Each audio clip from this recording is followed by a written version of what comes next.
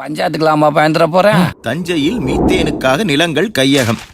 மழை இல்ல, தண்ணி இல்ல, பராமரிக்கிறதுக்கு ஆள் இல்லன்னு அவன் நிலத்தை வித்துட்டு போனா அப்புறம் யார்தான் விவசாயம் பாக்குறது? மீத்தேன் எடுக்கிறதுனா ஏதோ மலத்தேன் எடுக்கிறதுன்னு நினைச்சிட்டு இருக்கீங்களா? பச்சை போர்வையை விரிச்சு போட்ட மாதிரி கிடக்கிற நம்ம மண்ணை புல்டோசரையும் போர்வெல்லையும் வச்சு பொத்தலாக்கிடுவாங்கய்யா. பெட்ரோலு நிலக்கரியை விட பெரிய எரிபொருளாயா மீத்தேனுங்கிறது. நம்ம 4-5 மாவட்ட மண்ணுல தான் அந்த இழவு அதிகமா இருக்குதான். அந்த இழவை வெளியே எடுக்க 6000 அடி ஆழத்துக்கு போர் போடுவாங்க. நிலத்துக்கு அடியில இருக்கிற மொத்த தண்ணியும் வெளியில எடுப்பாங்க. அந்த இடத்தை நிரப்புறதுக்கு கடல் தண்ணி உள்ள வரும். அதையும் வெளியே எடுத்துட்டு இந்த ஏகப்பட்ட ரசாயனம் எல்லாம் இருக்குதியா, அதெல்லாம் அவ்வளோ ஆழத்துக்கு வேகமா பீச்சி அடிப்பாங்க. பூமியோட அத்தனை அடுக்கையும் புலந்துகிட்டு போய் அது கீழே பயங்கரமா வெடிக்கும்.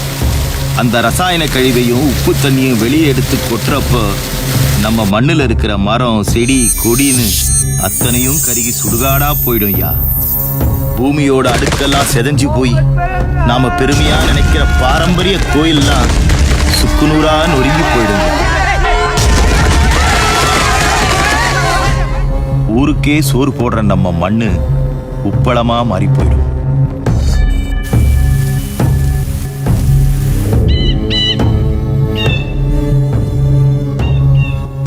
நானும் கடன் வாங்கி தான் நட்டுருக்கிறேன்.